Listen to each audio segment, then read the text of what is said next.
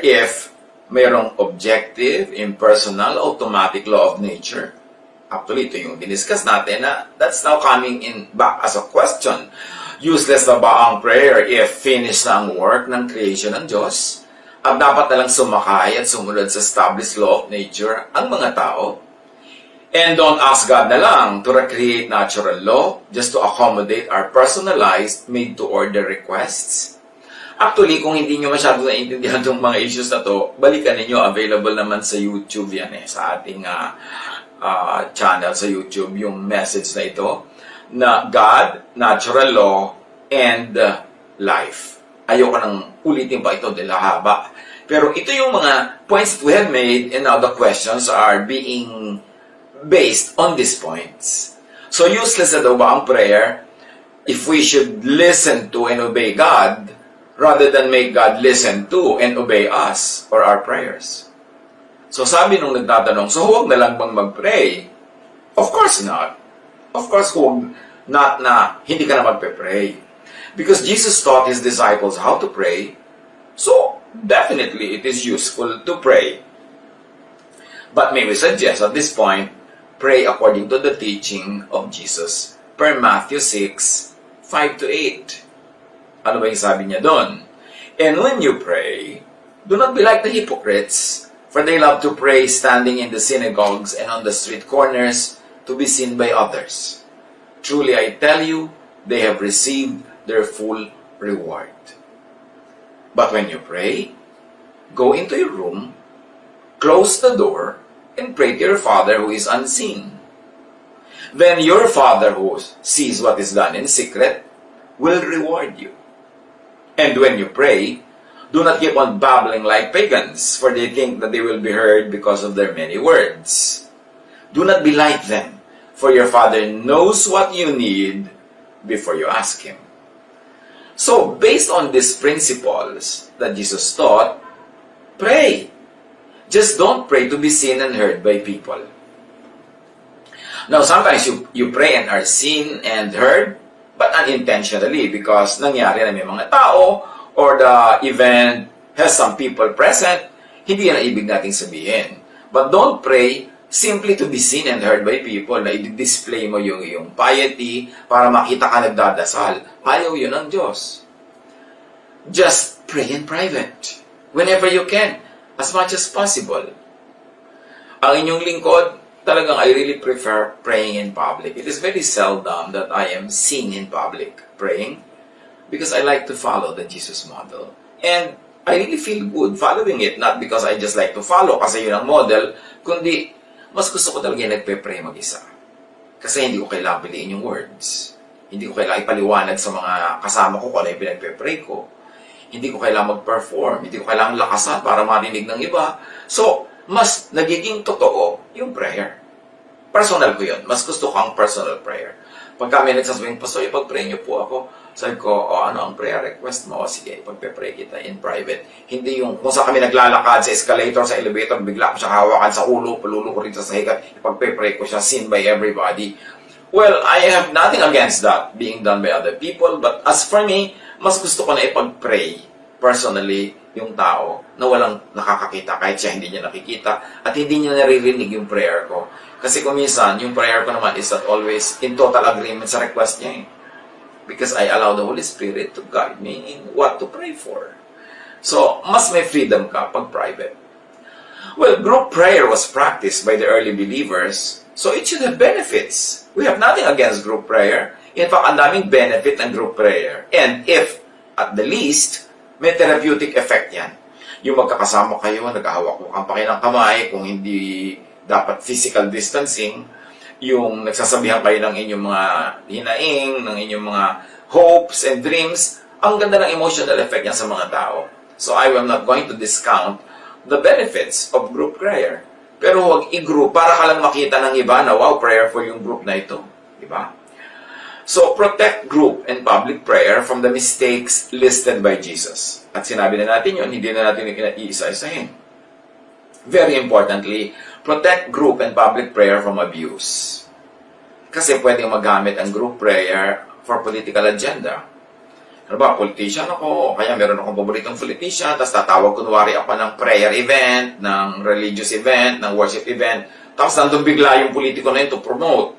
O kaya, siya ang ipagpe-pray pala, so yung buong prayer, nagagamit for a political agenda, which is not necessarily shared by everyone present, di ba? O kaya naman, ay you want to show political muscle. You want to show the powers that be na marami kang follower, na maraming susunod sa'yo. So, liligawan ka ng mga politiko. That's why you should protect public prayer from political agenda and from self and group promotion. Kasi may mga tao na siguro, I don't know, kung ano laman ang puso nila, pero gusto nila to be in the center of prayer life, of a community, of a nation, na laging sila nagpe-pray, laging pag may prayer event, dahil sila dapat ang nag-organize niyan, sila dapat ang pinagsasabihan, ipaprotect natin ang group prayer from that manipulation. In fact, kahit sa mga ibang mga local churches, yung mga ibang grupo, hindi sila makapag-pray nang hindi nagpapaalam doon sa prayer group na parang yung prayer group na ang may-ari ng prayer. So, na-abuse yung group prayer. Protect group and public prayer from needless control of persons, of sectors. Na sila yung mga prayer guru, sila yung mga prayer big time na hindi ka na pwede mag-pray without their permission. Tapos sila maglilista kung ano yung pagpe-pray mo, i-assign nila kung sino ang magpe-pray. Di parang script na yun. Kaya madalas hindi ako mahilig yan sa mga group prayer. Yung halika, may national prayer na ganyan, may national prayer na ganon. Tapos may mga sikat-sikat na mga leader na sila maglilid ng mga prayer. Tapos may naka-assign na ano ipagpe-pray nila, gano'ng kahaba. Bakit pa tayo magsasama-sama? Di mag-pray na lang tayo sa kanila nating mga kwarto para mas matagal, mas malaya, at mas spirit-filled. Walang performance, walang script, walang entablado, walang lights. Kaya meron tayong mga discomfort about big prayer events. Hindi naman lahat, merong very sincere at magandang effect, pero dapat mong i-protect from the tendency na ma-manipulate ng mga organizer at maging sikat sila sa kanilang event na yun sa pagpapataas nila sa kanilang kalagayan, kung ano man yun. Don't be verbose and repetitious. And this is the downside of public prayer because you have an audience. So marami kang salita na hindi para sa Diyos, kundi para sa tao. Diba sinasabi mo, Diyos ko, nagpapagwapo kami ng building, kailangan po namin ng 3 million. Yung pala ang kausap mo, yung mga kapwa mo nagpe-pray para malaman nila kung ano yung need. Dahil alam naman ng Diyos na nagpapagawa ka, alam niya may kailangan ka, ba't kailangan pa sabihin sa prayer yon? But, if there are other people present, you have to say it, to explain it to them, because they don't know what you are praying for. Another downside of public prayer is that you need to project. Kung walang mic, lalakasan mo pa para marinig ng kaduluduluhan. Samantala kahit hindi mo naman bigkasin yun, dinig yun ng Diyos. So sino talaga ang audience ng prayer mo? Kasi dahil maraming tao, nauobliga ka to perform for people. So may performance. Downside pa rin yun. Don't pray to inform God because God knows. Diniscuss na natin yan noon. Balikan nyo na lang yung message natin on God, natural law, and life. Pero sabi ni Jesus sa Matthew 6:9-10, this is then how you should pray. Our Father in heaven, hallowed be your name, your kingdom come, your will be done on earth as it is in heaven. So dapat yung will ng Diyos, ang sundin mo, hindi pilipitin mo ang braso ng Diyos to obey your will. Pray according to God's will. Do not pray to insist your will on God. Yung iba, pinipilit na ang Diyos, meron pang vows, may panata, meron pang pledge. Hindi mo kailangan gawin yun sa Diyos. Kasi kung gusto ng Diyos na ibigay isang bagay, kahit hindi mo nga hingin, ibibigay yan. Pero kung ayaw niya, kahit anong pledge ang gawin mo dyan, hindi niya ibibigay. So it's useless. What's the point? Pray according to God's will. But how to know God's will is an issue. And this is where knowledge of and respect for natural law come in. Kaya sabi natin, may papel ang natural law. Kasi gusto mong malaman ang will of God, alamin mo ang natural law kasi God ang author niyan. God has already clearly expressed the divine will in and through creation, and it's built in laws. The laws of gravity, the laws of physics, the laws of science, the laws of chemistry. Sundin mo lang yon, is as good as obeying God's will. Kasi God ang nag-create ng nature. Romans 1:20, for since the creation of the world, God's invisible qualities, His eternal power and divine nature have been clearly seen, being understood from what has been made, so that people are without excuse. So you understand God through what has been made, through nature, through natural law. Therefore, pray not to ask for exemption from natural law, but to respect and submit to it. Thoughts and actions that conform with natural law are non-verbal, non-formal prayers. Thoughts and actions are prayers. Halimbawa, planting is praying. It is faith in action. Bakit ka nagpa-plant kung hindi ka nananalig na tutubo yan? So, imbes pray ka ng pray, Diyos ko, pakanin mo po kami, Diyos ko, bigyan mo po kami ng gulay, bigyan mo kami ng supply, di mag-plant ka, at pag nagpa-plant ka, yun yung prayer. Kahit nga hindi ka na mag-pray verbally, dahil mo pa nag-pray verbally, kasi nag-plant ka through action, nag-pray ka through action. Cleaning is praying. Helping others is praying.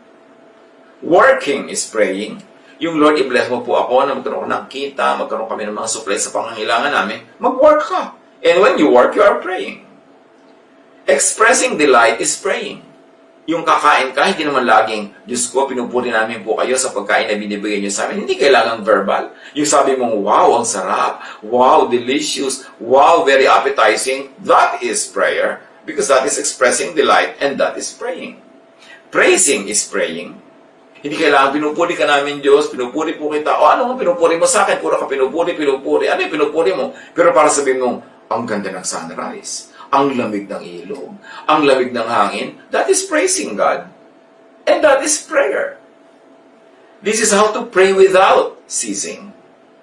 With thought, action, habit, and lifestyle. Kaya maraming tao, mapipintasan sila ng iba, hindi naman siya prayerful, hindi namin sila nakikita nagpe-pray, hindi siya sumasama sa mga prayer meeting, pero wow, ang dami niyang charity work ha. Prayer yun. Yung ang dami-dami niyang project, ang dami niyang creativity, ang dami niyang tinutulungan, ang dami niyang minamahal, prayer yun. Daig nun yung nagpe-pray verbally. Ngayon, kung ganun ka na, nagpe-pray ka pa verbally, the best of both worlds. Pero kung puro ka pray verbally, pero wala kang action, kino-contradict ng lifestyle mo yung words of your prayer. So nothing will happen because you are a divided person. And that person who is